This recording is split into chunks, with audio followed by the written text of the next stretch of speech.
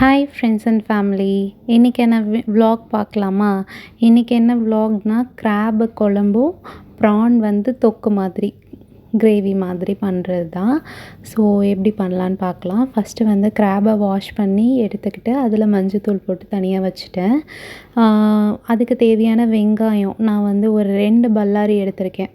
2த்துக்குமே ப்ரானுக்கும் சரி கிராபுக்கும் சரி 2 பல்லாரி, பெரிய பல்லாரி, 2 தக்காளி, மீடியம் சைஸ் தக்காளி 2 பச்சை மிளகா.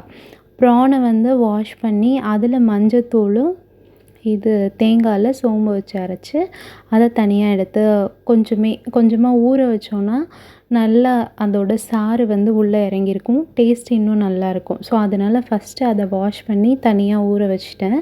ஸோ ஃபஸ்ட்டு கிராப் பண்ணுறதுக்கு ஒரு பேன் எடுத்துகிட்டு அதில் ஆயில் விட்டுக்குங்க.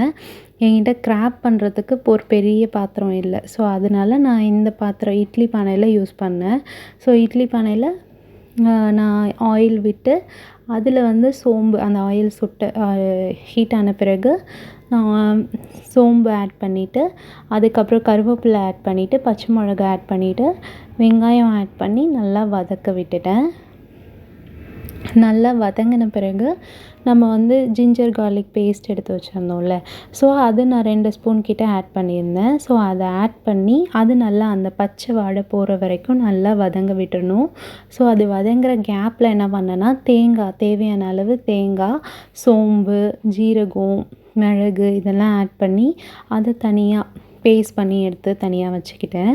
ஸோ இது வதங்கின பிறகு நான் என்ன பண்ணேன்னா தக்காளி ஆட் பண்ணி தக்காளியும் சேர்த்து கொஞ்சம் நல்லா அந்த பச்சை வாடையெல்லாம் போன பிறகு நம்ம என்ன பண்ணிக்கலாம்னா மிளகாத்தூள், மஞ்சத்தூள், உப்பு தேவையான அளவு உங்களுக்கு எந்த குவான்டிட்டி வேணுமோ அவ்வளோ ஆட் பண்ணிக்கிங்க.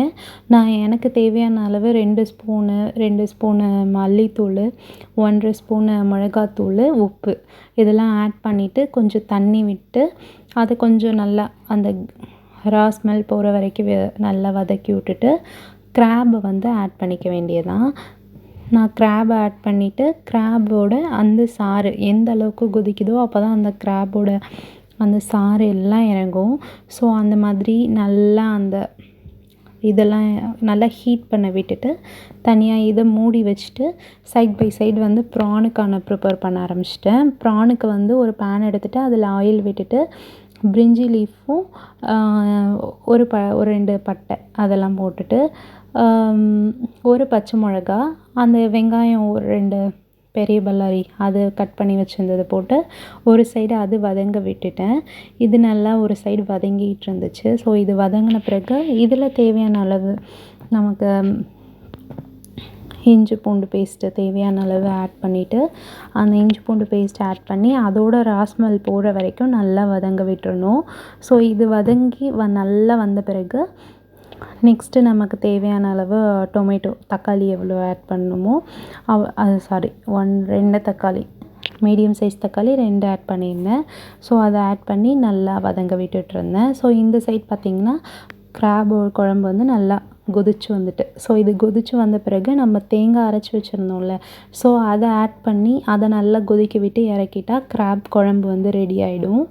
அதனால கிராப் ஒரு சைடு அதை ஆட் பண்ணி விட்டு அது நல்லா கொதி விட்டோன்னே அதை ஆஃப் பண்ணிடலாம். அது ரெடி ஆகிடும். இப்போ இந்த வெங்காயம் தக்காளியெல்லாம் நல்லா வதங்கின பிறகு நம்ம பெப்பரும் இதுவும் சில்லி பவுடரும் நமக்கு தேவையான அளவு ஆட் பண்ணிக்க வேண்டியதான். அதை ஆட் பண்ணிவிட்டு நல்லா அந்த ரா ஸ்மெல் போகிற அளவுக்கு கொஞ்சம் லைட்டாக அந்த பச்சை வாடை போகிற வரைக்கும் நல்லா வதக்கி எடுத்துக்கணும். அது வதங்கின பிறகு நம்ம என்ன பண்ணலான்னா நான் ப்ரான் ஆல்ரெடி இது பண்ணி வச்சுருந்தேன்ல, மேக்னேட் பண்ணி தனியாக வச்சுருந்தேன்ல, ஸோ அதை அப்படியே இதில் சேர்த்துற வேண்டியதான். இது நல்லா மேக்னேட் பண்ணியிருக்கிறதுனால நல்லா அந்த டேஸ்ட் நல்லாவே வரும். ஏன்னா 1 ஹவர் 1.5 ஹவர் கிட்ட இது நல்லா மேக்னேட் ஆகிருந்தது.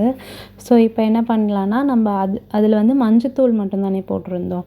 ஸோ இப்போ இதில் ஆல்ரெடி மசாலா போட்டிருக்கறதுனால போட்டு இதை நல்லா கொதிக்க விட்டு நல்லா ஃப்ரை பண்ணி எடுக்கிறதுனாலும் நீங்கள் ஃப்ரை பண்ணி எடுத்துக்கலாம். நான் தொக்கு மாதிரி தான் பண்ணேன். ஸோ அதனால் தொக்கு மாதிரி பண்ணிவிட்டு மல்லி இலை ஆட் பண்ணிட்டிங்கன்னா ப்ரான் கிரேவி ரெடி ஆகிடும்.